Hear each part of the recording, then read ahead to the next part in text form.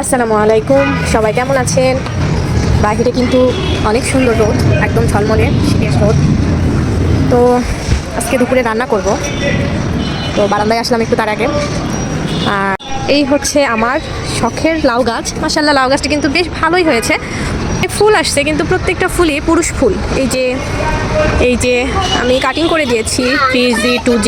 ঠিক কী যত্ন করলে পুরুষ ফুলের পাশাপাশি মেয়ে ফুল হবে, অবশ্যই কিন্তু কেউ জেনে থাকলে কমেন্ট করে জানাবেন। তো আসলে জানি না আমার এই শখের লাউ গাছ থেকে আদৌ লাউ খেতে পারবো কি না, তবে ভাবছি লাস্টে কিছু লাউ পাতা নিব। ফ্রিজ থেকে কই মাছ বের করেছি, লাউ পাতায় কই মাছের পাতুরি করব। চলুন তাহলে কিছু লাউয়ের শাক তুলে নেই। তো এই তো প্রথমবার লাউ পাতা লাউ শাক হারভেস্ট করব। তো চলুন, বিসমিল্লাহ। পাতাগুলো কিন্তু বেশ ভালো হয়েছে, আর গাছগুলো কিন্তু আমার বেশ হেলদি।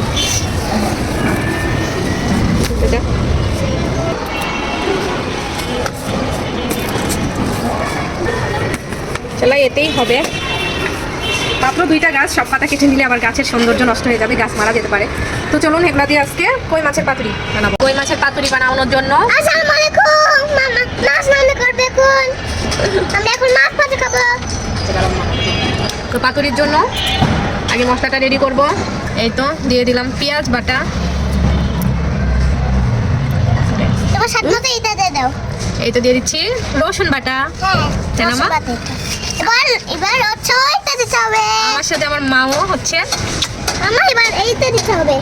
এই যে এইটা, মামা এটা এইবার দিতে হবে। মামা এবার এটা দিতে হবে। হ্যাঁ আমি বলি, এখানে আছে কি সরিষা বাটা, কাঁচামরিচ বাটা, একটু লবণ দিয়ে বেটে নিয়েছি পাতাতে, ওটা দিয়ে দিব।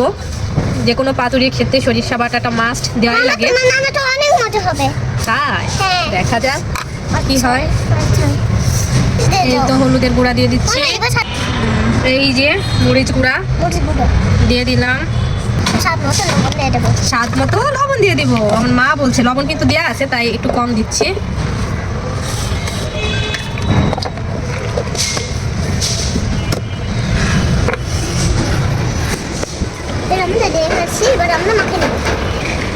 মাখিয়েছি, এখন দেব সরিষার তেল।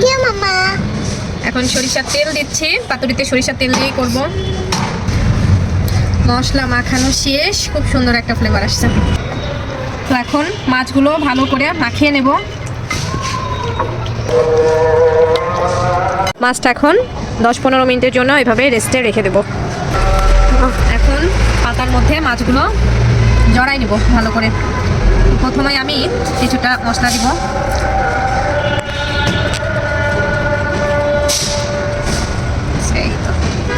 এইভাবে মাছ দেব, উপর দিয়ে আরেকটু মশলা দেব, সাথে করে একটা কাঁচামরিচ দেব। এতে খুব সুন্দর একটা ফ্লেভার আসবে।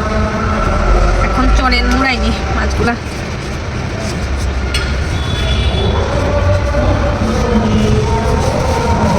পাতাগুলো ভালো করে ধুয়ে নিয়েছিলাম।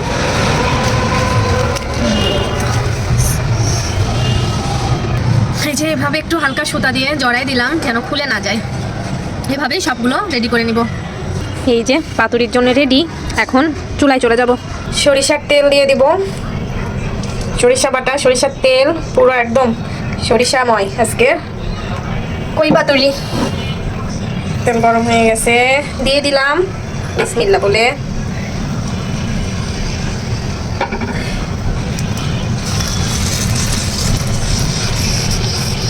অনেকে ভাপে করে, তবে মাছটা ভাপে কোনোভাবেই আমরা খেতে পারি না, তাই পাতুরি বানালে দেখাচ্ছি এভাবে তেলে ভেজে অল্প পানি দেই যেন সেদ্ধ হয়। তো এভাবেই করি। ঢেকে দিব, অল্প আছে, হয়ে যাবে ইনশাল্লাহ। আর কই মাছের পাতুরি রেডি। এখন খাওয়ার পালা। কড়াই থেকেই নিয়ে নিচ্ছি। এই যে খুব সুন্দর ফ্লেভার বের হয়েছে। গরম ভাত, গরম মাছের পাতুরি, খুব সুন্দর একটা ফ্লেভার বের হয়েছে। এখন খাওয়ার পালা। আমার পাতুরি, সরিষার তেল আর সরিষা বাটার অনেক সুন্দর ফ্লেভার বের হচ্ছে। চলে বিসমিল্লাহ। আসলে অনেক মজা। আর মরিচ দেখা যাক।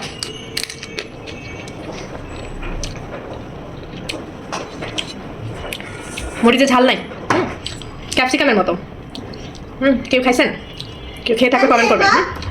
তবে নিজের গাছের, নিজের লাগানো গাছের এটা অনেক ভালো লাগে, কাজ করছে ক্যাপসিকামের মতো।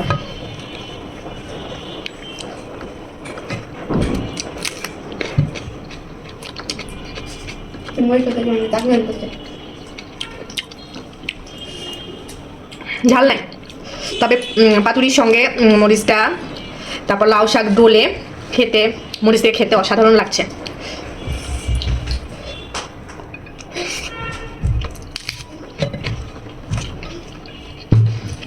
আল্লাহ হাফেজ।